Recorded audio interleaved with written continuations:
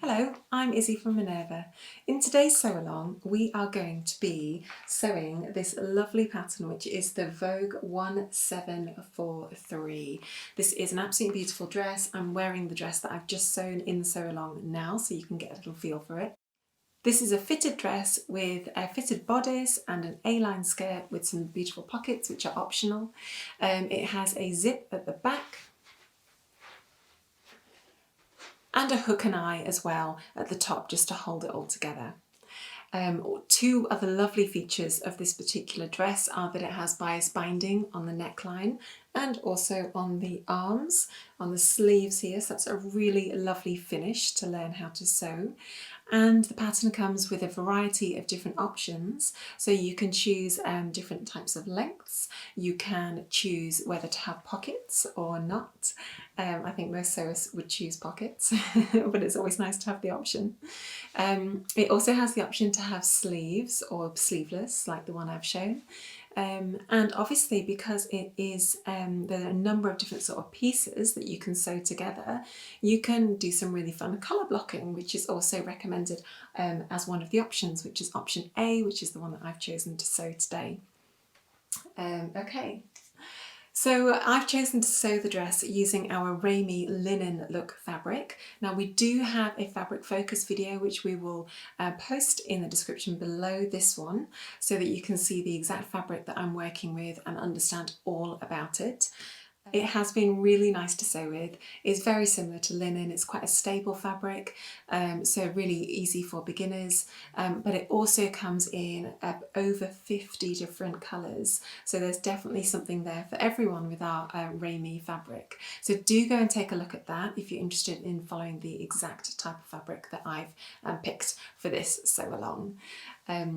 In this particular version, I'm using the petrol and deep petrol colours for the bodice and also for the skirt, and I've chosen to colour block, which is really fun.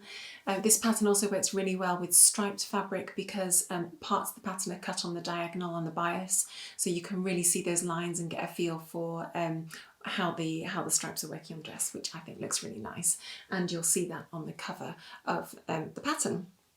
So go away, be inspired by that, pick your fabric and then come back and let's sew it together. As usual in this sew along, I'll be following the instructions as per what Vogue recommend and what they say step by step, talking you clearly through each step so you can follow along at your own pace at home. Now I do hope you find that really helpful. We've broken the video down into chapters so you can really clearly see where we're at, so that if you need to go away and come back and pick it up again, you can see exactly where you need to be. I really hope that you enjoy sewing this dress. I have had a really fun time sewing it. I really enjoyed the pattern actually. It is worth saying that I did a toile of the top to check the fit, which was worth doing. I did make a few minor changes as a result of my toile and my practice, so if you want a really nice fit, definitely go for that. And yes, as ever, please do post your comments in the link below this video, and of course we'll get back to you as soon as we can.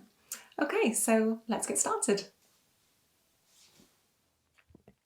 When you buy this Vogue pattern, before you buy it, you need to make sure that you've measured your body and decided what size you are, because the pattern actually comes in two different combinations. So it's sold in sizes 6 to 14 and then 14 to 22. So you need to decide which pattern size you fall into and buy that packet. So this one, which is the A5 pattern, it says here only caters for size 6 to 14. So if you require a size 14 to 22, you want to make sure you select the E5 pattern size on our website. So here are the instructions for this Vogue pattern. We have 2 sheets of paper with a whole list of instructions taking you step by step all the way through the process of creating this beautiful dress. To start off with, we've got our 6 different options for how to sew the dress. A is knee length, as is B, but they're just the same but with different colourways. Option C is longer and it's got the buttons down the side, but again front pockets. visible front pockets, I should say. D, E and F all have inseam pockets, so you can't actually see them. It just looks like an A-line skirt with hidden pockets, which is exciting. And obviously different colourways that you can do with different contrast of fabrics. And also the sleeves are on that as well, or sleeveless with the long version. So you've got a range of different options to choose from, and based on which view you choose, A, B, C, D, E or F, you need to cut out different pattern pieces. One of the most significant things to notice about the pattern pieces is the bodice front, which comes with 4 different cup sizes. Now you need to choose which pattern piece you need depending on your cup size. Pattern piece 2, 3, 4 or 5, so just choose one of those.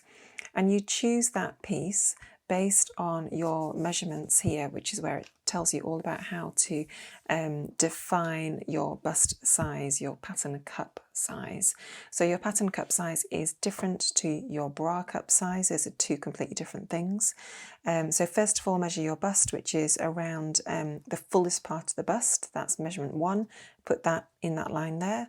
Measurement 2 is the high bust, which is where you measure, put the tape measure across your back, up underneath your armpits and across the top of your bust as it's shown here. And write that measurement there. And now work out what the difference is between those 2 measurements. If you've got a difference here of up to 2.5 centimetres, you should choose pattern piece cup size A, which is pattern piece 2. So you can see that here, pattern piece 2 is A cup, and so on. If the difference here is 5 centimetres or 2 inches, you want to go for cup size B, which represents pattern piece 3, and so on and so forth. So work out what pattern pieces you need to make your version. Personally, I'm going to go for view A, so I will talk you through that process. But as you're sewing along, if you've chosen a different version, you just need to check the instructions, and most of the instructions will be the same. It's simply that, you know, we'll have slightly different pockets, or we will or won't be putting the sleeves on, or we'll be using contrasting colours of fabric to get this nice colourway happening there. Now, depending on which pattern version you choose to sew, the instructions have really helpful demonstrations and layouts of how to lay out your pattern pieces on your fabric. So depending on whether it's 60-inch 150 centimetre width fabric, or whether it's 45-inch or 115 centimetre width fabric, you've got 2 different lay patterns there for dress A. Also helpfully has which pieces are the contrast, which is good, so you know what which way around you're going with that. If you're doing pattern piece B, again, it's got all those pieces really clearly labelled out, so you know exactly which pattern pieces you should be using. Just make a note of making sure that you're using the correct cup size bodice front. That's really important. So in order to make this Vogue 1743 dress pattern, we do need a number of supplies, which I've got in front of me here. To start off with, we do need some fabric. Now, in order to make this in the sew along, I've chosen to use our Ramie linen look fabric in 2 different colours, because I'm going to do view A, which I'll talk you through in a minute. Now this one is our deep petrol. It's got a bit of a green tone to it, and this one is our petrol, which has got a more blue-like tone to it. Both those look really nice together, and I'm really excited about seeing how they'll look when we start to play about the pattern shapes with this pattern. So this pattern is great for mixing and matching different colours of fabric, so go for that if you want to give that one a go. If you'd like to use the fabric that I'm using in the sew along, I will put a link to the fabric below in the video comments, so you can find it really easily. We do have a fabric focus video which talks all about this type of fabric. It's actually derived from nettles, which gives it a very natural feel, similar to cotton or linen, and the look of this fabric is like linen, so it's a lovely fabric to work with, really nice and stable. So in order to make the pattern, we obviously need our fabric. We then need our interfacing. We need a 22-inch zip, some bias binding, and obviously some thread to match. Now I've picked this Gutermann thread, which is 870, and that is going to tie in really nicely with both those colours. In our contrast fabric, we need to cut out these pieces that you can see in front of me. Piece 1, which is our yoke front. Now you only cut one of those. Piece 11, which is our pocket on our skirt, 2 of those. Piece 7, which is our bodice back. You can see that with the nice darts and all the detailing in there. Cut 2 of those. Piece 6, which is our side front. Again, make sure you cut that on the grain. You can see the arrow down there. And piece 8, which is midriff front, and 9 midriff back. Now, make sure when you're cutting it that you make a note of all the notches. This is going to be really important when you kind of jigsaw the bodice together and put all the pieces together. So I've just snipped a little bit inside the seam allowance there, just to mark all the notches, 2 over there and 1 up here. With the darts, make sure you make a note of those darts as well. You can either just quickly baste where they are and do some quick tacking through where they are, or you can use a fabric pen that dissolves as you iron it and wash it, or you can use some chalk just to make a note of where those darts are. With pattern piece 8 and 9, we do actually need to cut out a number of different things using this pattern piece. So it asks us to cut out 2 pieces of the contrast fabric, which we've done. So we've got 2 of those, that's fine. Also asks us to cut out interfacing to match, and then ask us to cut out 2 in the lining. So I've used a silky, lightweight woven fabric for my lining, just to make that really clear as I go through the demo as to which piece is which. And it's the same with pattern piece 8 as well. You have your fabric, your interfacing, and your lining fabric. Now your lining fabric can be exactly the same as your main fabric, that's absolutely fine. Or you could choose something that is slightly lighter if you'd like that. Pattern piece 10, which is our skirt front. Now make sure when you cut out this piece that you're cutting out the correct length. I've chosen to go for the shorter length, so I've cut it there, but on the pattern you could have cut it longer as well, so that's another option there. Do make a note of the placement of your pocket here and any key notches. And you're going to cut out 2 of this pattern piece 10. Pattern piece 12, which is the skirt back. Now cut 2 of those, making note of all of the notches. And finally, pattern piece 2. This is our bodice front, and we need to cut 2 of these and also mark on the darts and make sure we get the notches as well. The first instruction is to get your bodice front piece. Now for me, I'm using pattern piece cup size A, so that's piece 2 for me, but for you, if you've got a different cup size, you might be piece 2, 3 or 4. And it's asking us just to sew the darts here.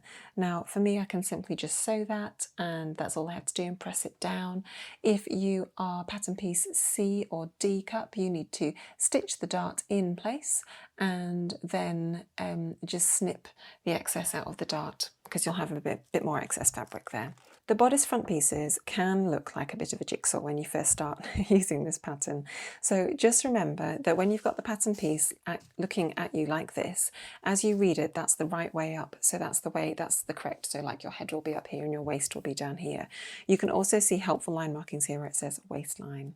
So make a note of that and remember that that's the way up the pattern piece should always be. Now I've already marked the notches just by putting a little snip in the fabric, but to get these darts in the right place, I'm going to use my fabric pen and just make a note of the centre of that dot there. And I've also snipped the edges of the bottom of the dart, so I know where those lines need to join up. And I'm simply just going to join those with a pen. So that's where that is, and just draw a line in the fabric. Now I'm using a pen that dissolves when you iron it. When you're pinning the dart, make sure that as you pin it, the pin is going through the lines on both sides of the fabric so that you know you're going to line up those lines of the dart exactly. And what the dart is doing is making a flat piece of fabric into a 3D sculpture that is going to work around your body and its shape. Now when you're sewing a dart, you always start at the seam allowance end and you sew towards the point. Now you also want to make sure that your stitch is a small stitch, so I'm going to reduce my sewing machine down to 1.6. So you're getting a really nice tight stitch all all the way through to the point. You want to make sure it's a nice neat line, and go backwards and forwards at the beginning and then just sew off the end. Don't go backwards and forwards at the point, otherwise you'll get like a too much bulk at the end. And what you want to do then is just snip it and tie a knot instead. So I've given myself quite a generous amount of thread so that I can tie that knot now, just to give it a really nice, sharp, crisp finish. And repeat that for the other side. Now that you've stitched the darts in place, we just need to iron those darts down. So this is the wrong side facing up, and we're just going to iron those down. So let's go do that now. Okay, so we've got our pattern piece, which is pattern piece 2. We know that we need to iron the dart down, which is down that way. And in order to get a nice round curve on the tip of the dart, I'm literally just going to wrap it round my tailor's ham and iron that in place. Now you will do this process with all of the darts. I won't talk you through it again. And you can see that gives it a really nice round feel to it there. That's exactly what we're looking for. So repeat that for the other piece. Still working with your bodice front pieces, the next bit of the instructions just say with right sides together, sew a seam along the front centre, which is this one here.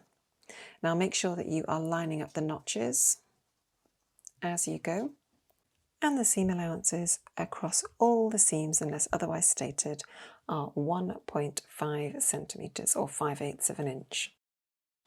We're going to use our standard stitch length of 2.5mm long to sew this seam. Now at this point we've sewn the seam. The instructions don't say to do this, but it kind of shows it in the pictures on the next step that we need to press this seam allowance open. It also doesn't ask for us to finish the seam allowance explicitly in the instructions, but because we can see the seam allowance should be pressed open, I would recommend that you finish both those seam allowances independent of each other. So overlock one side and then overlock the other, or use your pinking shears to finish that seam on both sides, or use a narrow zigzag stitch right along the edge just to hold that seam in place so it doesn't fray, and that's what I'll be doing now.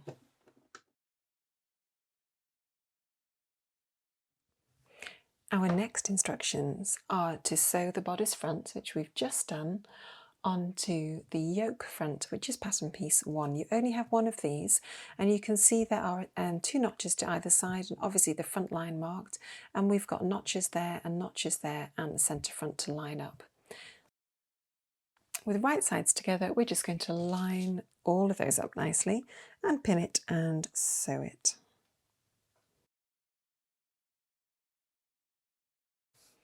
Once you've sewn that seam, you then need to finish it however you want to. And once you've finished that seam, you then need to press it down towards the waistline. And now we're going to use pattern piece 6, which is our bodice side front, to finish off the jigsaw of our front bodice.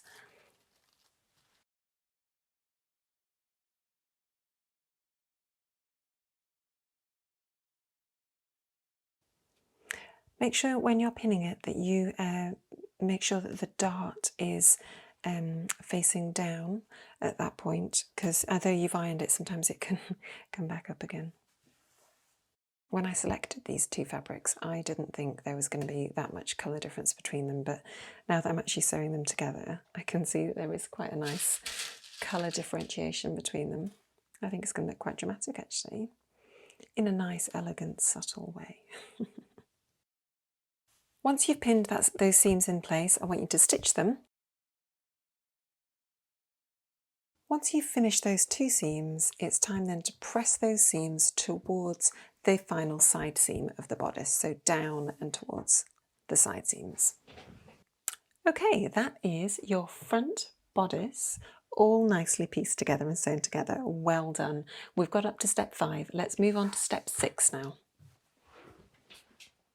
Step 6 says to stitch the darts on the back bodice, which is piece 7.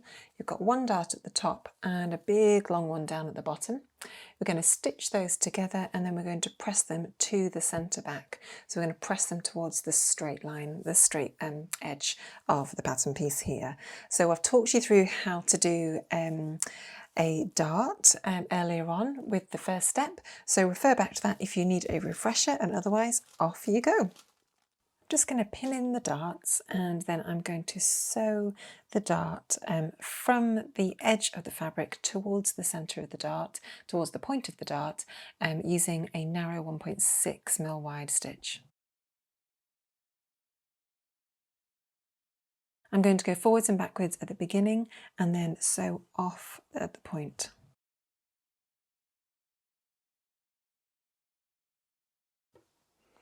Now that we've sewn those two darts in place, I'm just going to unravel the threads a little bit and tie a nice neat knot. Okay, once you've done one side, it's time to do the same on the other side. Once you've sewn in your darts, you then just need to press the darts to the centre, to the middle on both pieces.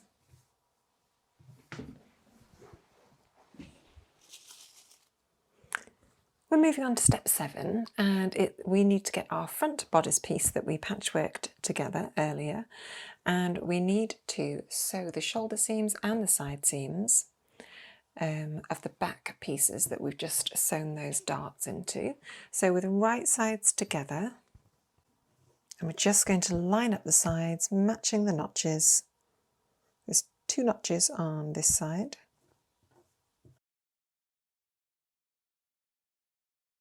And moving on to do the shoulder seam as well. At this point you've got 1 notch here at this point. Once you've got one side pinned, I would pin the other side, and then you can sew all 4 seams all at once.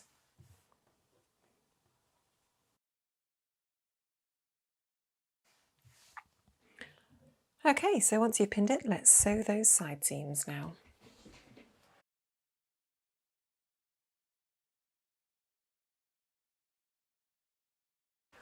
Once you've sewn those side seams, the pattern again doesn't ask you to finish the seams, but I would say best practice would be to finish those seams.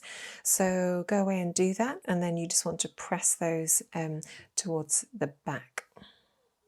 Okay, so by the end of step 7, we've got our entire bodice all together, looking great, nicely finished off as well with our overlocker or zigzag stitch or pinking shears. Yes, that's looking really nice. Well done. Step 8 asks us to now get these 2 pieces, which is 8 and 9, which is our midriff front and midriff back. And the first thing we need to do with these 2 pieces is interface them. Now, when we do interfacing, we always get the bobbly side, which is the glue side, and we have that facing up. And then we lay the wrong side of our fabric onto it, like so. And then with the dry iron, we're just going to put the iron in place, just so it nicely melts that interfacing right onto the waistband here. Well, it's not the waistband actually, it's the midriff front and back. And we'll do the same for pattern pieces 9. There are 2 of these.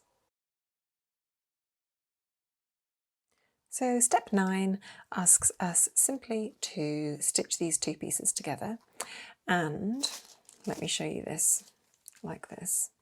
So if this is our front, so that is the front of our bodice, front centre, we then want to be attaching the side with all the lines of the different sizes of the pattern pieces. Want to be attaching that like that. Okay, so effectively they're going to go together like that. You can see that we've got notches that should be matching as well on this side seam as guidance for you. Once you've sewn pattern piece 8 and 9 together, I then want you to press open the seam like that. Now you don't need to finish the seam, I just want you to press it open so they're apart like that. And now we just need to repeat that process with our lining pieces. Step 10 asks us just to press under the lower seam allowance, which is the big long one, the longer one at the bottom, and it wants us to press it under by the seam allowance, which is 1.5 centimetres.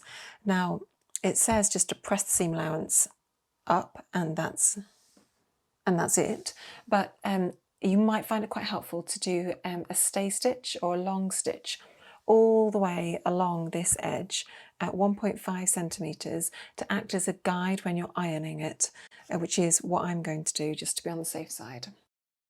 Okay, so I've just stitched that, so I've got a nice clear marker, and now I'm going to go and iron that with wrong sides together, and I'm going to iron that up like that, making sure I just press it along where my stitch line was.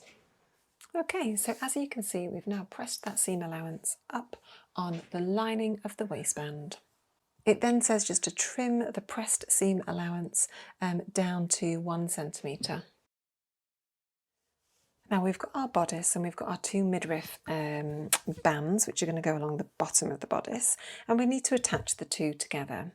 So we are going to get our midriff section, and it's basically going to sit like that on the dress, on the top of the bodice. So you want to get the shorter curve, and that needs to be aligned with the bottom of the bodice seam. Can you see that there? So right sides together, let's open that out and let's pin that in place.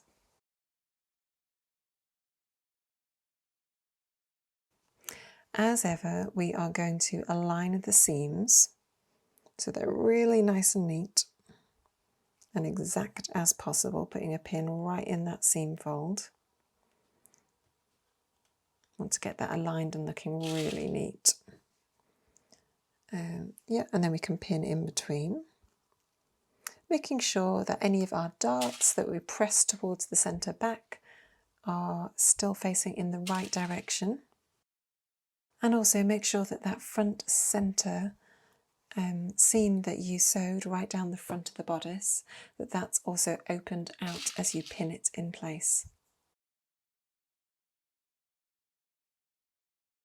Once you've pinned that, flip the bodice over, and we're then going to attach the lining in exactly the same manner. So we're getting the curved edge, the short curved edge, aligned to the bottom of the bodice, and the bit that we folded over is the bit that's we're not pinning down. Now when you do this, it's the right side of the lining which we want to be facing the wrong side of the bodice. Now when I do this, I am placing the pins so that I can easily pull them out. I'm putting them in parallel to the seam with the head sticking out this way, so that when I get to the sewing machine I can just quickly pull them all out. And it also means that I can see them when I've got the pins on either side, I can still see it. And I can easily control that and move it out as I need to. You are going to end up with a lot of pins, and that's absolutely fine. Better to overpin than underpin, isn't it, hey? Just going to make sure that I've pinned down the seams just so that they don't kind of fold over inside it and cause lumps in the seam. We're now going to stitch this seam with a standard seam allowance, and we're stitching through 3 layers of fabric. We're stitching through the midriff lining, the bodice, and then the midriff proper front.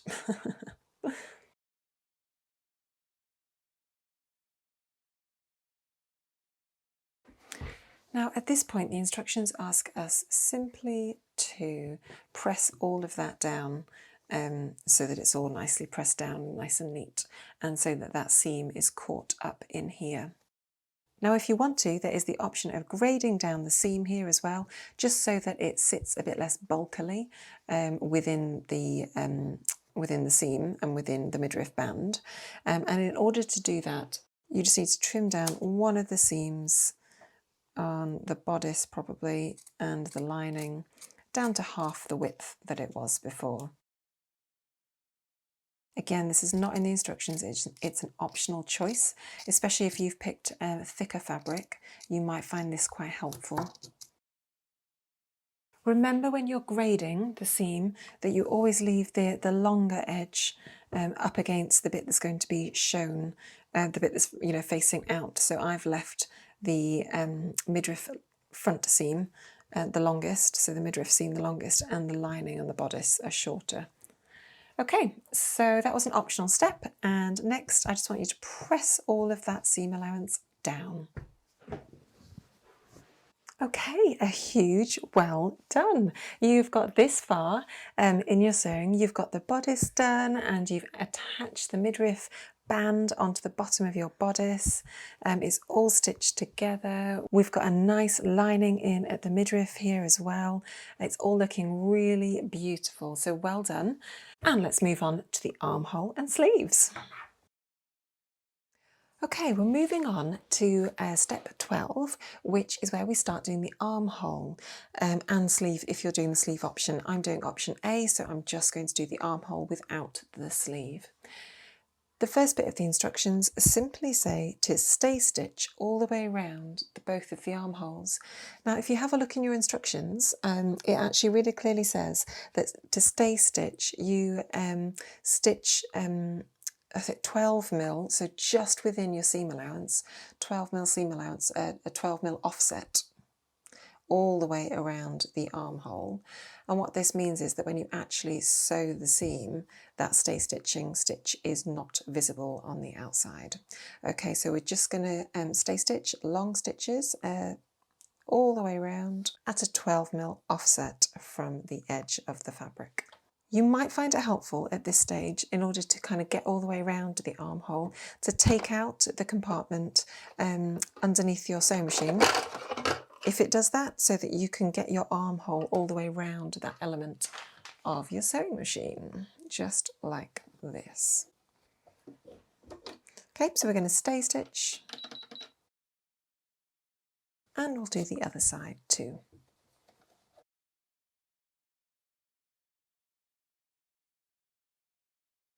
Now then, at this point we are going to use our bias binding simply to reinforce this armhole. And there's a few steps. It looks a little bit complicated in the instructions, but don't worry, I'll talk you through each step as we go along. So you buy your bias binding pre-made, or you can make it yourself. And what it is simply a long strip of fabric that's already been folded. It's been cut on the bias and it's been folded in half so that it meets in the middle. Now, what the instructions have asked us to do is simply to iron out one of the folded edges, so choose which one you want to sort of straighten out a little bit, and then start to pin it around there. So first of all, I'm just going to go and iron that out a little bit so that I can pin it around there, and then I'll talk you through that next bit. Okay, so we've ironed out one of the folded edges of the bias tape and I've pressed it lightly, which is step 13.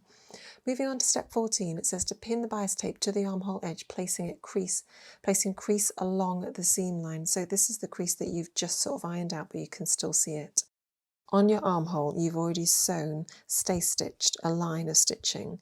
So you want to basically attach the crease, where the crease is, you just want to line it up with just to the inside towards the bodice, not towards the seam. Just want to pin that in place there.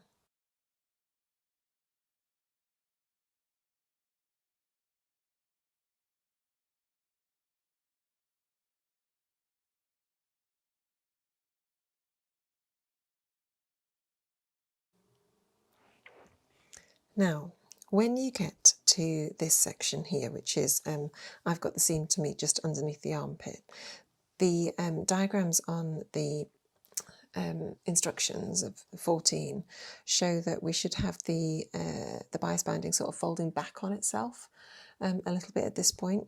And again, where it meets, it should be doing the same thing. So I'm just going to pin that really carefully. And I think when I actually stitch it, that's when I'm going to have to sort of play around with that in a little bit more detail. because I'm not quite sure exactly where it's going to line up, but you basically just want that to sort of match in place like that, I guess. Okay, so now that we've pinned one of our shoulders with the bias binding, we're now just going to stitch exactly where the crease is in the bias binding. So that crease is lined up at 1.5 centimetres from the edge of the armhole. We're going to stitch that way all the way around. Just lining up the needle so that it is going to sit right in the crease of that bias binding. And I'm just going to stitch it all the way around that crease. Now this is the tricky bit where we need to make sure that we've got things folded over correctly.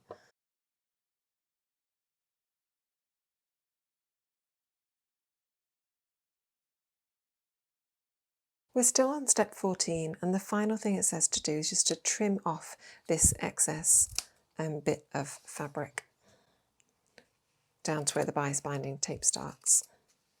So step 15 now asks us just to turn that bias binding so that it sits on the inside like that, all the way around, and then to iron it in place.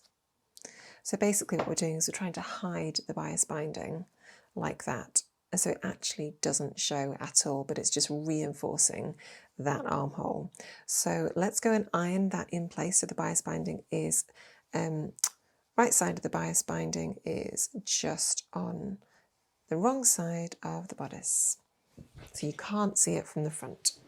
Okay, so we are asked to baste this in place now that we've ironed that binding into the back of the armhole, the inside of the armhole I should say, and I often find it quicker just to hand baste it. So I've just got some a needle here with some bright red thread so I can easily see it to unpick it later, and I'm just going to quickly sew all the way around, just so I know that that bias binding is actually definitely in place when I top stitch it around the other side in a minute. Binding that seam in with our bias binding is such a luxurious way to finish, isn't it? And that is the joy of hand sewing and making your own clothes. We're now going to top stitch this bias binding to the bodice at the armhole, and we want to top stitch it as close as we can get to the edge of this here. So to the edge of the bias binding at this point here. So in order to do that, you might just want to make a mark or check exactly where the edge of that sits on your sewing machine panel before you flip it over the other way. And we'll just go into a close-up and show you what I mean by that. So if I look now at where my bias binding sits on the machine foot, if I put my machine foot down, and I can see that my needle is just going to sit right in there, which is perfectly on the edge of the bias binding on this side. I can see that my marker, when I turn it round to the front on my sewing machine foot, is actually going to be this point here. It's just sitting within there. So I want the edge of my seam to line up with the foot at that point. So I'm going to take that out now. Lift up the needle. And I'm just going to turn my fabric the right way around. Get my armhole back in there again. I'm actually going to start at the back so that when I back stitch it to and fro it's not as obvious from the front. Put my foot down, I'm lining it up with the edge of the foot there, which is exactly where we measured out before, and I'm going to change my stitch to a top stitching stitch, so the length is just going to be 1.6 mil. And off we go. So just check that it's caught all the way around on the inside too, which in my case it has, and then it's time just to tidy up and take off those basting stitches. Just going to get my unpicker here just to quickly pick that out. I think with these Vogue patterns there's a lot of expected knowledge, which can be quite hard for a new sewist to sort of understand. So it's nice that we're getting a chance to do this sew along together. And I can just sort of take you through each of the steps, especially if you've not really done that much sewing before. So I hope you're finding this really helpful. Okay, so it looks like we've done one of our shoulders. Looks like we've done one of our armholes. That's looking really, really good. Now then, what I want you to do is to do exactly the same on the other side. So off you go.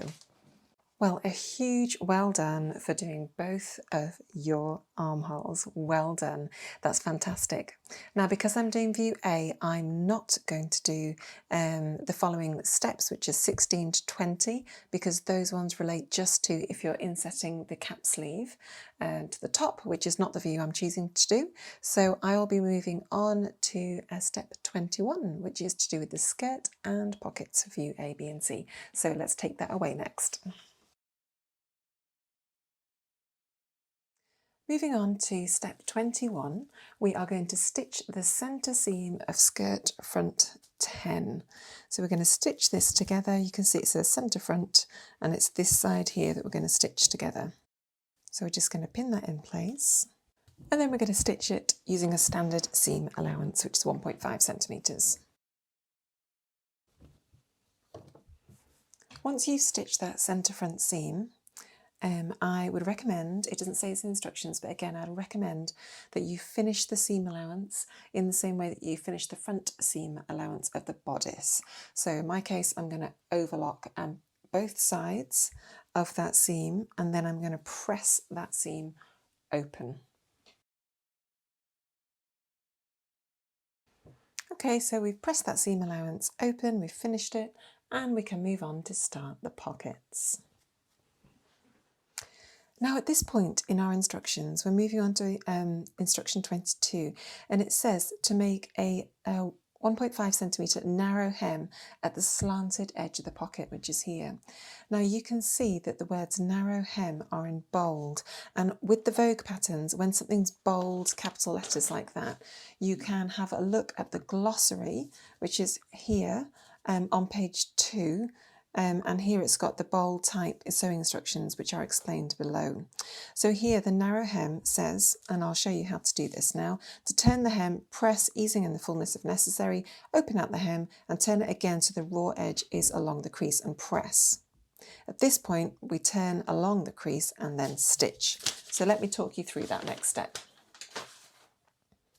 Okay, with wrong sides together, I'm going to get this slanted edge and I'm just going to fold it over so it's 1.5 centimetres. Now I can quickly check that it's folded over 1.5. Yep, that's more like 2. Let's just ease that in a bit more. Yeah, that's a good 1.5 down there. We'll follow that allowance all the way along and we'll just press it. Once you've got your seam allowance sorted and you've got a nice fold there, you then just need to open out that seam and then fold that raw edge so that it aligns with the crease that you have just ironed. Iron that in place and then fold the whole lot over along your original crease line. Once you've folded it down here, I want you to turn it over so the right side is facing up, and then just top stitch using a narrow stitch length, so 1.6, to top stitch all the way with the right side facing up just to hold that seam in place. Now as you're stitching this pocket edge, you may just want to gauge again exactly where your needle's going to sit and find your reference point on your machine foot so that you know exactly where the edge of that pocket is going to sit on your machine foot. So for me it's about there. I'm then going to flip the fabric over so I've got the right side facing up, line up my foot edge at the right place, change my stitch length to a 1.6 and off we go.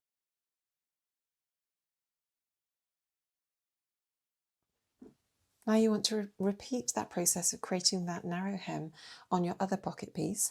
If you've got fabric which is very similar front and back, as I do, make sure that you align them up to make sure that you're just going to do the right one and fold it the right way. You do not want to have two pockets which are folded, you know, like the same way, so they end up two rolled under like that, because that would be disastrous. So yeah, so line it up, right sides at the top facing up, make sure you've got the right angle and roll that one under. Make a note of that when you go take it to the ironing board. Still working on instruction 22, we now just need to finish the seams to the pocket by turning them under. So that's this bottom seam and the long edge down here. So this bottom edge and the long edge, we're just going to fold them under and press at 1.5 centimetres. Now, if I turn that over, you can see in the instructions that it does suggest that you turn that corner in by 1.5, that distance, that distance there to 1.5, and then iron it in.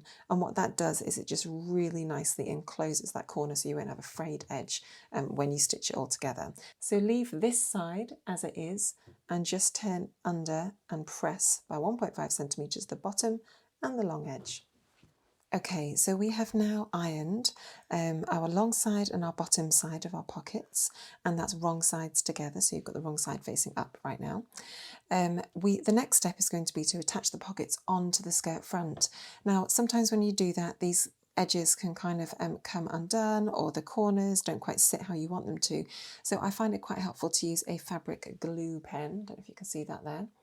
And all this does is it just holds the fabric down, glues it together, only temporarily, and when you wash it, the glue just comes off. So it just helps everything just sort of stay in place while you're navigating the next steps, especially these little corners, just to make sure that none of the corner bit kind of is going to show when you actually stitch it down.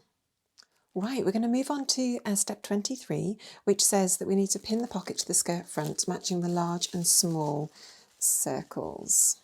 So if I just overlay the pattern piece over to the front of the skirt, which we've already sewn together, you can see there's the pocket lining placement here, not the pocket lining, you can see there's the pocket placement here on the pattern. This is the pocket pattern piece, and because we've sewn the seam allowance in there, we should be able to line up that circle with that circle, those notches there, and that circle up there with that one. Okay, so that's how it's going to sit. So we've got this lovely contrast pocket here, and I have marked on the front of my pattern using my pen where the corner of the pocket needs to go, so I'm just going to pin that in place first. Just got a nice clear reference there.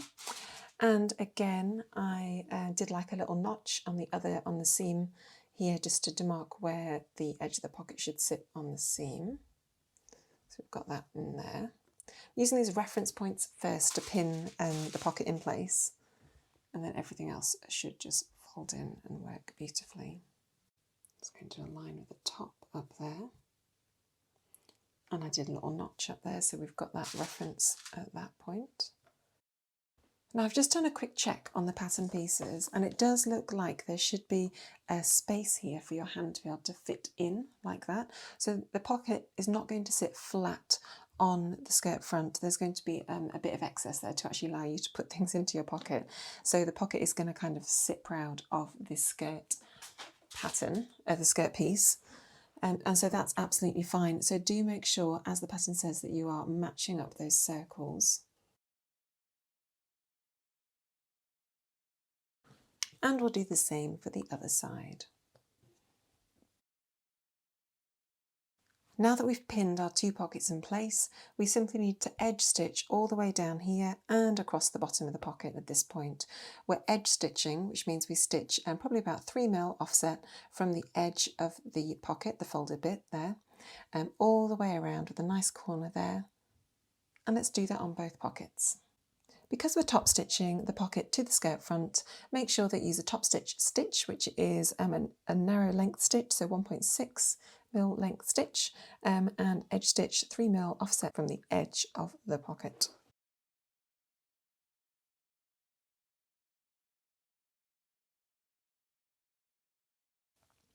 Excellent. Now that you've edge stitched and top stitched all the way around those two pockets, you simply just need to attach this fabric to the side seams along here at the top by the waist and by the side seam here. You just want to do a narrow stitch within the seam allowance, probably about half a centimetre off from the edge, and that can be a long stitch, just a standard stitch, 2.5 or 5mm stitch length all the way along the side of the fabric here and here. What that's simply doing is holding the pocket in place so that when we sew the side seam of the skirt, the pocket doesn't drift and move away as it's held in place. Okay, so the front of the skirt now looks really good. We've got our pockets, and now we simply need to get piece 12, which is our back skirt, and we need to stitch it to the front skirt along the side seams. Now then, pattern piece 12 has the centre back marked here and the side seams marked at this point here. This has notches to tie in with the notches on our front side seam, so you've got those to line up together.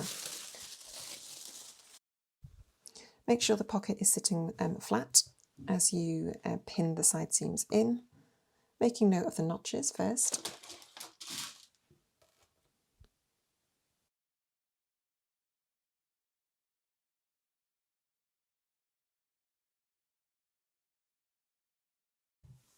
Okay, so we've done one side seam and we're going to move on to the other one.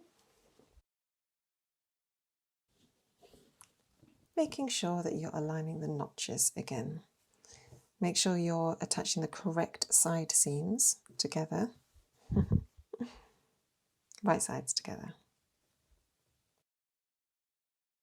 Okay, now we've pinned those side seams in, we're just going to sew them up at a standard seam allowance.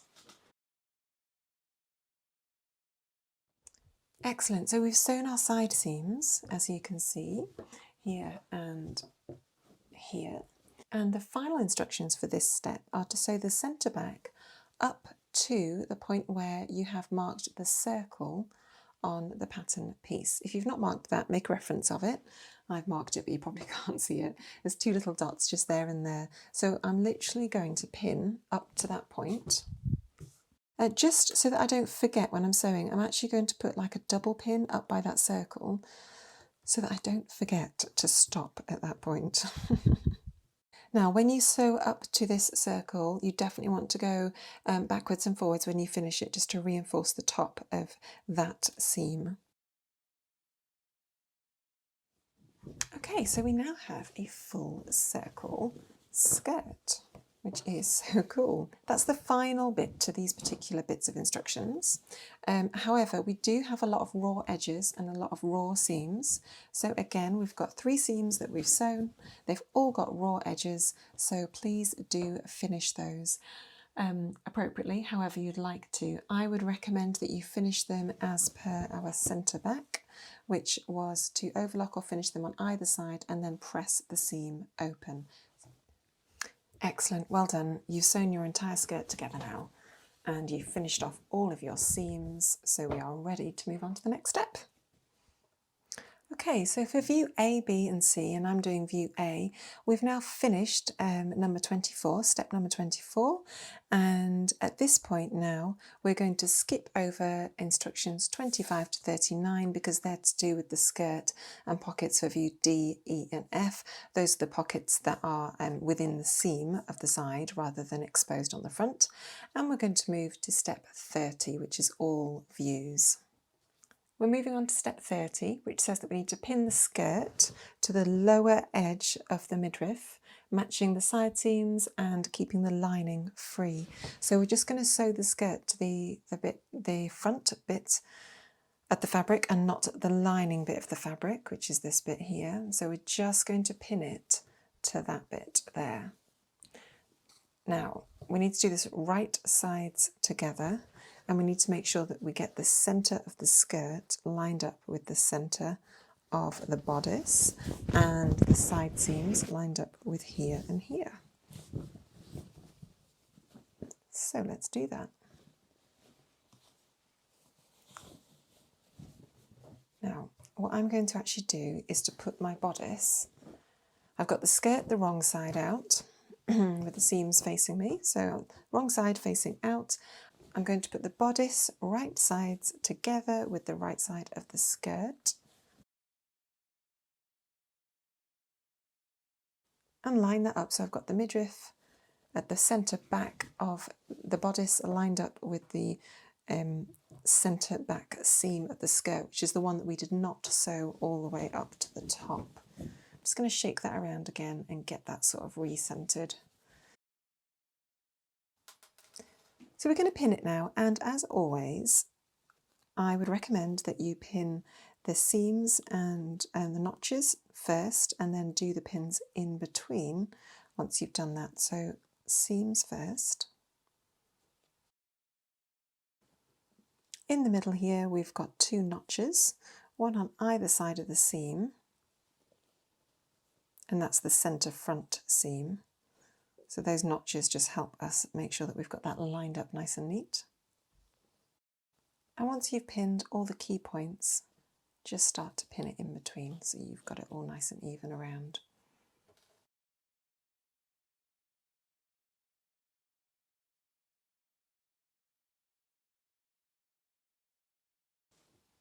Okay, once you finish pinning all the way around your waistband, you can sew that up now using our standard seam allowance.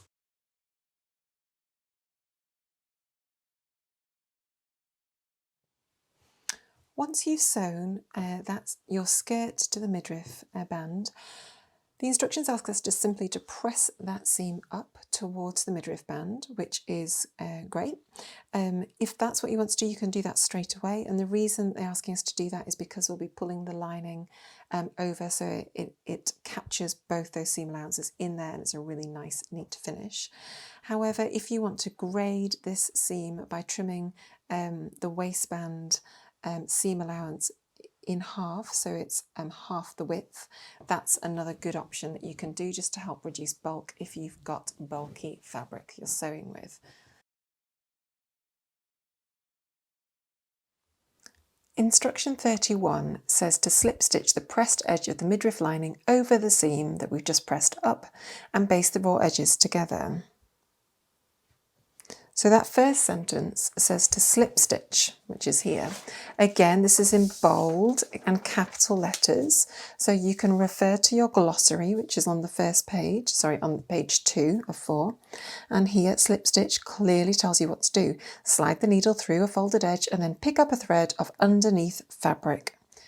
Now, before I hand stitch this, I am just going to pin in place along a few key places where I want the seams to match up and to overlap nicely, such as at the seams, at the centre back and the side seams.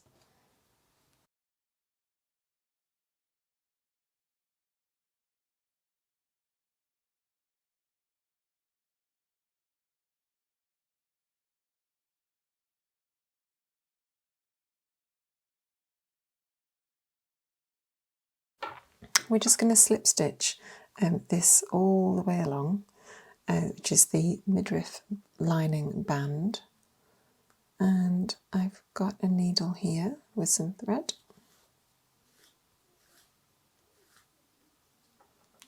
I am literally, all I'm trying to do is capture the lining, okay, and then just capture that seam as well, just under there. So I'm catching them both, and I'm going to pull my needle through.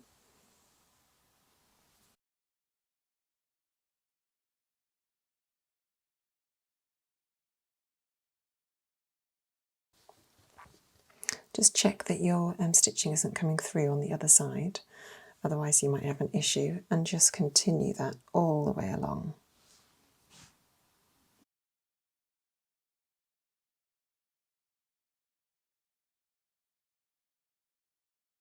So my needle has just run out of thread, and I'm just going to re-thread it halfway round.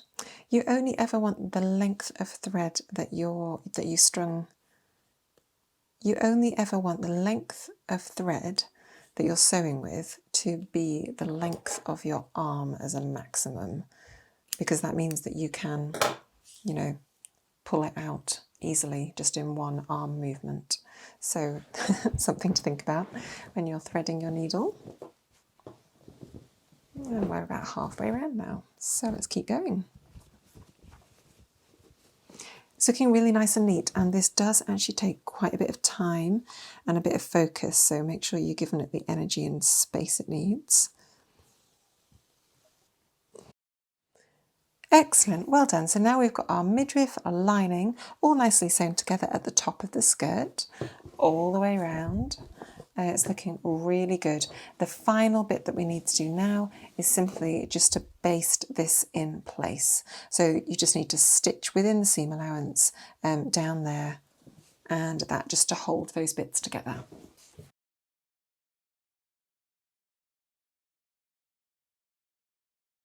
Make sure you trim off any of the bits of thread around that area, because we'll be attaching the zip into that, and sometimes thread can just get caught in the zip, so just be really careful with that.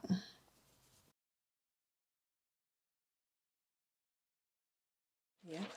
The instructions for the zipper and point 32 have some really helpful diagrams, and I will talk you through those step by step. So 32A says simply to baste this seam from the bit where you just sewed up to, so where the dot is there. So we're just going to pin this seam in place first, making sure that we're lining up the waistband really nicely and accurately. Once you've pinned that seam in place, I want you to base stitch at 1.5 centimetres, your standard seam allowance, right from the top down to where you stopped sewing last time, which is where the circle is on the pattern piece. So stitch all the way along there, but instead of doing your standard stitch, I want you to do a longer stitch, which is a basting stitch. So the stitch length will be about 5mm long, or the longest stitch length you have with your sewing machine. Now the pattern instructions don't clearly say this, but you might, if you'd like a really nice neat finish to your zipper, you might actually just want to finish those two edges with your overlocker, because they will be shown once the zip has been fixed to it. So you might just want to finish off those edges with an overlocker or pinking shears or a zigzag stitch. Right, so we're going to move on to 32B, which is inserting the zipper. Now this is where it all starts to get interesting.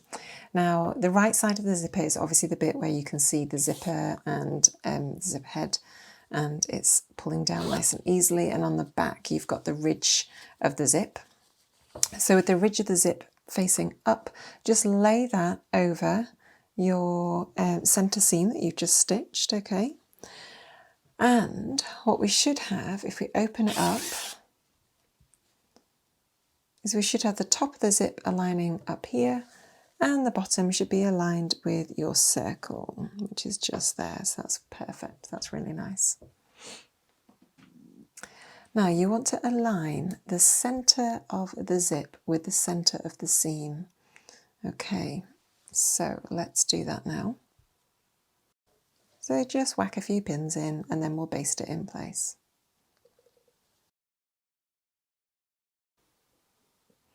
Okay, so with some bright red thread, I'm just going to baste this in place now, so that it holds in place when we sew it down for real later.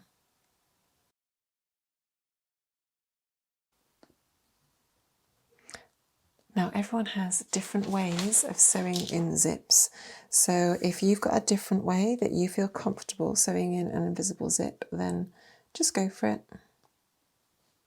Everyone learns these things differently, don't they? I think the instructions can act as a nice guide, but when you get a bit more confident and you've sewn a few more patterns, you often have ways that you just prefer.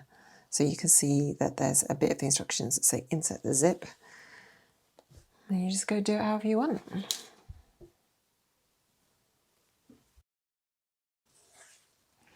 Okay, so we've sewn down one side of the zip, and then it simply says to zip it back up again.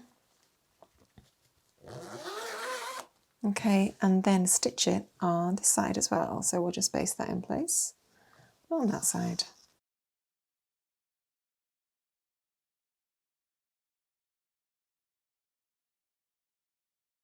Excellent, so that is step 32C now finished. We've done that, and now it says on the outside, so we're going to turn it the right way around.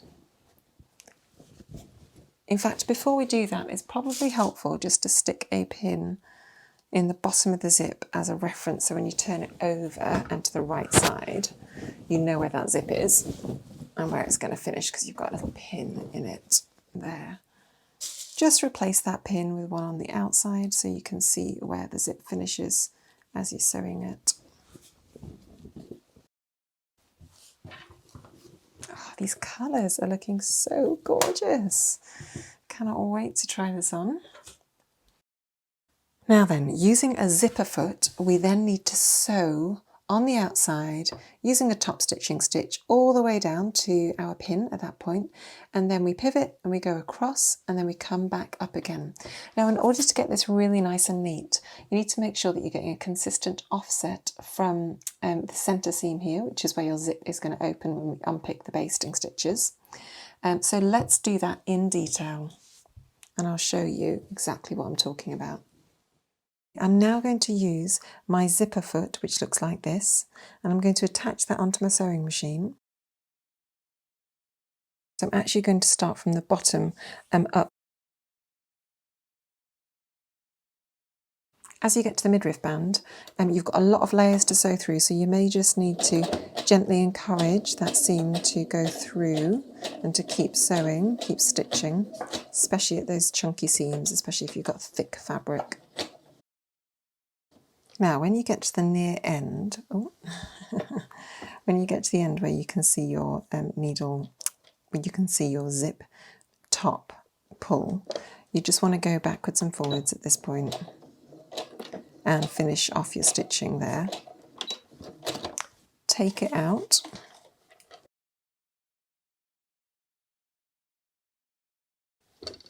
And then sew up the other side from the bottom to the top again.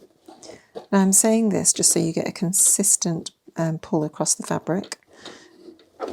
If you sew from the top of one and down to the bottom of the other, sometimes the fabric kind of pulls away a little bit and it's not very helpful. You get like sort of drag lines in the middle of your zip. So I've just switched my zipper foot around so I can now sew on this side, starting at the same point where I started before.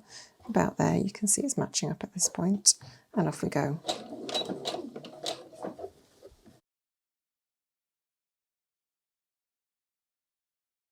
And again, just stop it before you hit the zip head top.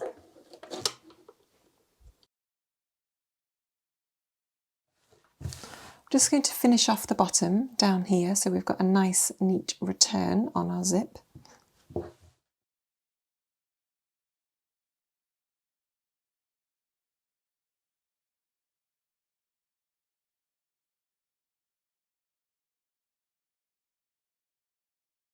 So the bottom of the zip there is looking really nice and neat now, isn't it?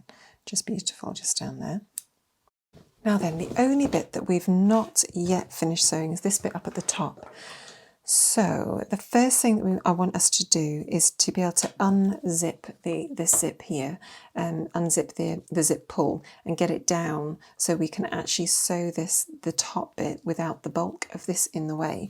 So in order to do that, you are going to have to open up very carefully, some of your basting stitches along the centre back seam, which you did here. Just enough so that you'll be able to take the zip pull down, maybe about 3 inches. Okay, and then just pull that zip down so it's out of the way. You might want to just pin these in place just to act as a little guide for you, just to make sure that the folded edge of that seam is still sitting really nicely on the edge of the zipper teeth on both sides. And now we're just going to finish stitching adjacent to the zip on either side, now that the zip pull is out of the way. Again, I'm threading the dress from the skirt hem all the way up so that I'm stitching in the same direction as what I stitched before. And this just helps us get a consistent tension across the top there. Okay, so we're just going to finish stitching from there all the way up. And we'll just swap the foot around so that we can sew the other side. Oh, there's a lot of fabric in here, isn't there? It's all getting a bit tricky. All right, we're doing good.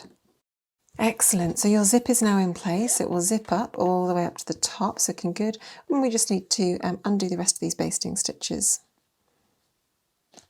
which are going down the centre. You will have a lot of pieces of little bits of thread, so just pull those all out. We do not want to get those caught up in the zip later, so just take a few minutes just to do that. Okay, so this is the moment of truth. Let's just check if that zip is actually going to open. Oh, all the way down. Lovely, beautiful. Now on your inside of your zip, you'll see you still have the red basting stitches, so I just want you to pull those out now, please. Well done, you've now finished your zip. Fantastic work. Let's keep going. Step 33 is talking us through how to do the neckline. Now the neckline is done again using bias binding tape. And in order to do this neckline, we're just going to follow the exact same instructions that we had for the armholes. So first of all, get your bias binding tape and just iron out one side. Iron out one side just so you can fit that against the neckline. The instructions for step 34 say to allow the bias tape to extend 1.5 centimetres and beyond the back opening, which means at this point we should have it extending 1.5 centimetres this way. I'm just going to get my tape measure and check that that crease is sitting bang on 1.5 centimetres, which it is. So the crease that we just ironed out should be 1.5 centimetres away from the edge of the neckline. And I'm going to continue to pin that all the way around so that we've got a nice consistent edge there to stitch in a few minutes. Now, bias binding, as its name implies, is cut on the bias, and so that does give it a little bit of stretch when you're trying to ease it round the circle of this neckline, which is really helpful. I am putting a significant amount of pins in this neckline simply because it is a curve and it's one of those areas of the garment that is just going to be on show. It's going to be right at the front of your neck and you just want a really nice, neat finish around here. So I'm working really hard to get that. I'm going to pin it in place nice and neatly. Now it's right at the end where you want to make sure you are really accurate again, because this is where the zip is going to tally up on both sides when the zip is drawn together. So just get that nice and neat.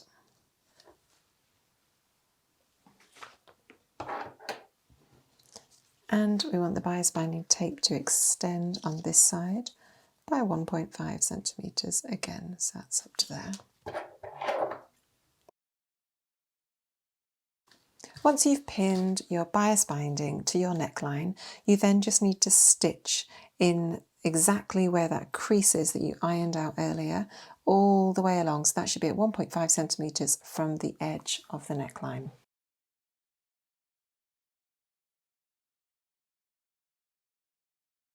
As we did with our shoulder seams, we're just going to trim down the main bodice fabric, and we're just going to trim it down to the width that the bias binding tape sits at.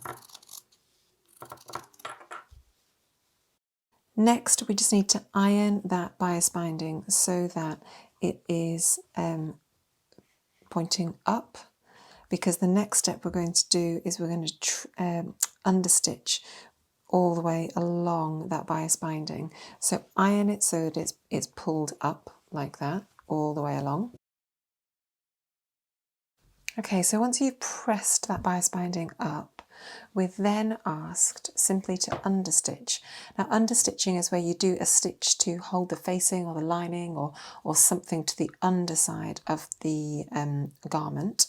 So we are going to be stitching to the right hand side onto the right hand side of this seam, and we're going to be stitching down this side on the bias binding about 3 mil offset from the edge of that seam where there's two pieces, where the bias binding joins the bodice top. Okay, so we have our bias binding, it's facing up, and we're just going to sew on this side of the seam, nice and carefully with a small stitch length. I like to use 1.6, and we're just sewing about 3mm to this side all the way down. Take this really nice and steady and slow. Obviously I'm going to speed this up for the for the video, but do take it slowly, just because you want this to be really accurate and nice and neat. So let's take it away. Now as you're sewing this, just make sure that you aren't catching that underside bit of the bias binding that's already been folded over and pressed when you bought it. So maybe just hold that out. You shouldn't catch it, but just to be on the safe side. Okay, so as you can see, we have now understitched our seam of our bias tape to our bodice top, and now we just need to fold that over so that no one can see it from the front, so it's completely hidden underneath. Okay, now at this point we need to take careful note of what to do where these zips are. Obviously that does need to go under like that, but we just want to wrap that. You might want to iron this in place or glue it in place. Fold that over and under, and then fold it under again. So you've got a really nice, neat finish to that edge. I'm just going to pin that in place in a minute and continue that all the way along. Okay, so I have the wrong side of the fabric facing up in this shot, and I have just folded over the fabric at the corner, the bias binding at the corner as it has on the instructions. I'm just going to pin that in place so I've got that nice and secure there, because it's quite a lot of thickness going on there, quite a lot of fabric.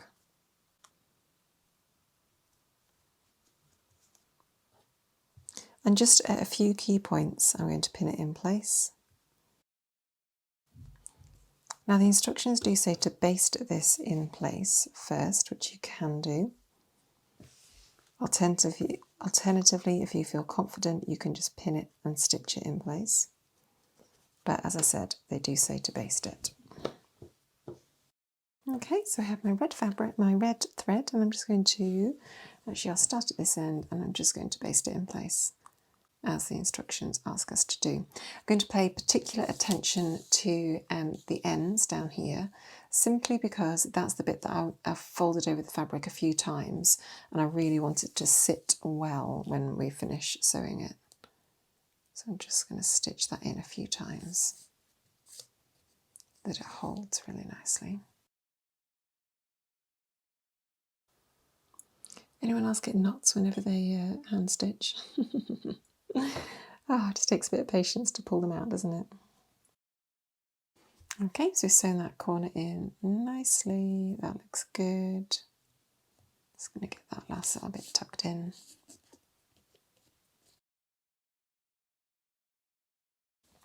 Okay, and off we go, some nice big wide stitches now. Just basting this in place. So my stitches are probably about 1 centimetre long. Just quickly going in and out, making sure that I'm getting the bias binding nice and flat. I'll be pulling out these stitches in a few minutes once I've actually sewn it in place, so they don't have to be neat. It's just good if they're reasonably consistent. Also, if you keep them a consistent distance from the edge of the bias binding, that can act as a little marker for you when you go back to your sewing machine, because you know you need to be to one side of that when you're stitching from the front.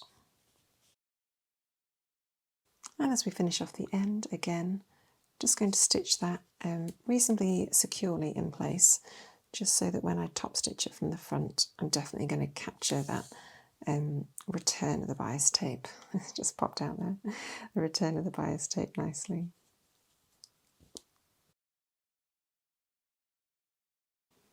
As you can see, I've basted the bias binding in place, and now I want to stitch it. I want to stitch it just so that this edge here is secured down in place really nice and neatly at about a 3mm offset.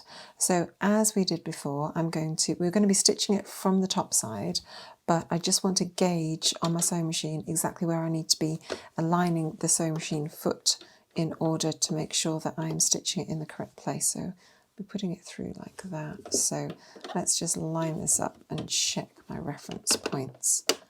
So if I want to be stitching there, just on the edge, I just want to be lining it up with the edge of my foot, or just so there's a little bit of excess showing on the edge of my foot there. So that's my reference point. And when I turn the fabric over, like this, I'm just going to feed my fabric in.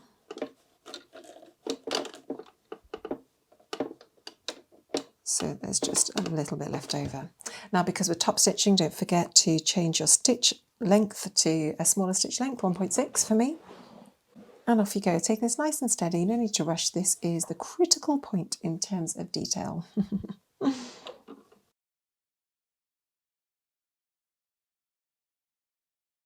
Don't forget to check that it is definitely catching all the way around, which it is, so that's good for me. If it's not, stop, unpick and start again. Now, sewing around the centre of the neckline can be a little bit fiddly, so just take that really slowly, making sure that the fabric is sitting really nice and flat. Lift up the foot to release the tension if you need to.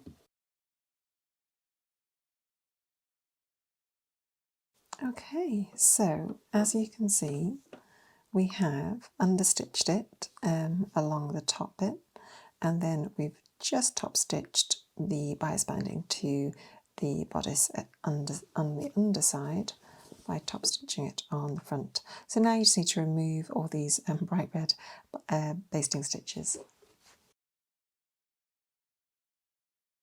So a huge well done for getting this far. We've now finished the neckline and we're moving on to the final few stages, which is finishing the garment. We're going to follow step 36 next, which is to do a 1.5 centimetre narrow hem on the lower edge of the dress.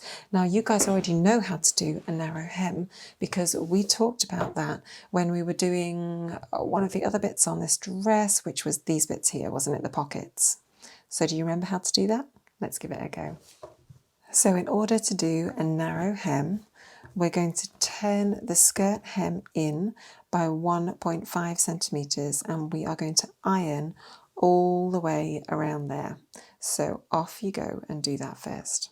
Once you've pressed up the hem by 1.5 centimetres, you then want to just sort of open it out a bit and fold the edge of the fabric in again so that it's lining up with the crease. Okay, so that's a 7mm approximate turn under. Go away and iron that, and then we'll do the next step.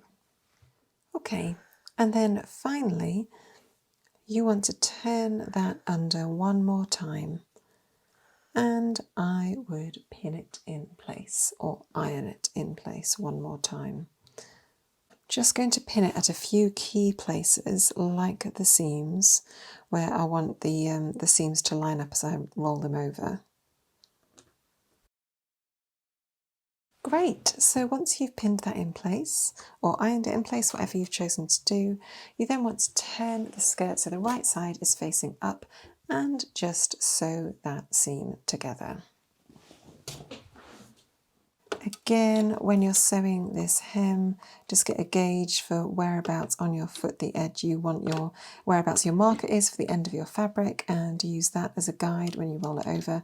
So for me, it's going to be again at the edge of the foot, which is no surprise really, is it? Let's be honest. I'm going to start and end at the centre back using a small stitch length, top stitch length stitch, which I'm going to do at 1.6, and off we go. Okay, we are nearly there. We have reached step 37, which for us is going to be our last step.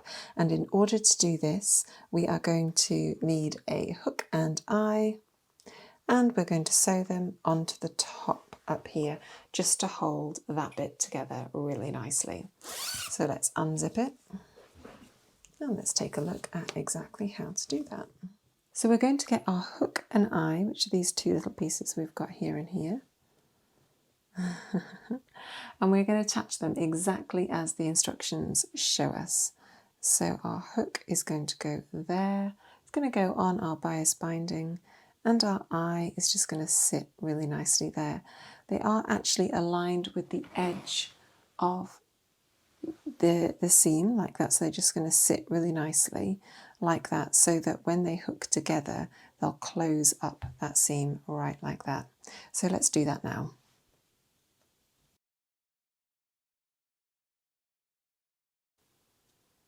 Just going to hold it in place so that I get it nice and even. Oh, it's a bit tricky though, isn't it? Because there's so much fabric going on here. There we go, just got to hold it nice and firm.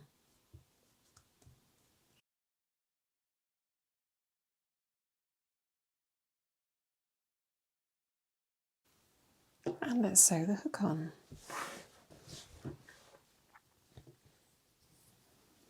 Oh my goodness, guys, this is going to look so good.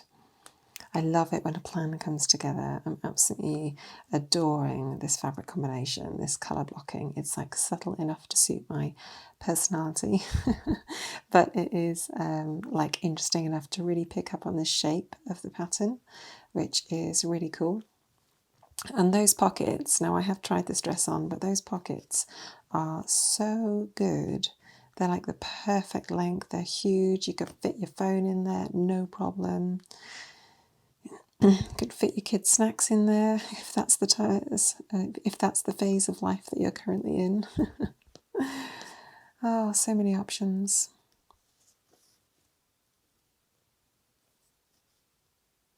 But yeah, I'm a huge fan actually. Now then, one final little thing that you might really like to do is to put one of these bespoke little labels onto this garment. I love these little labels. There's so many cute little ones from different places that you can purchase, and they just make it kind of feel a little bit more unique to what you're doing. So let's just hand stitch that in place.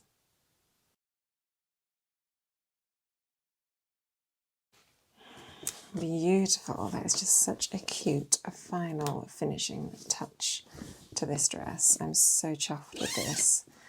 And I cannot wait to get it on. Look at that. So good. So good. Amazing.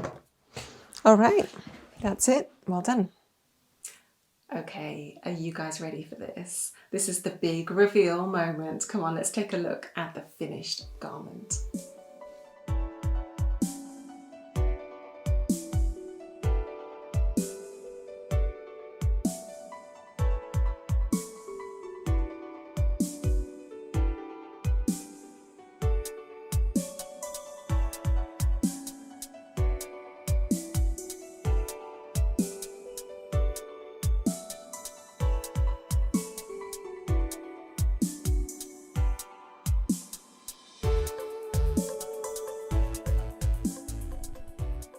So a huge well done on finishing your Vogue dress.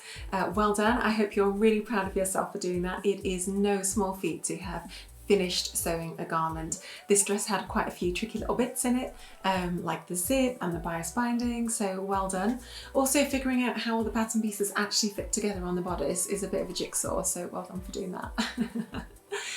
As ever, we love to see your versions of these patterns on our website, so please do create a free account, upload your photos, put a bit of text on there, tell us what you thought, so the rest of our making community can see and learn from that too.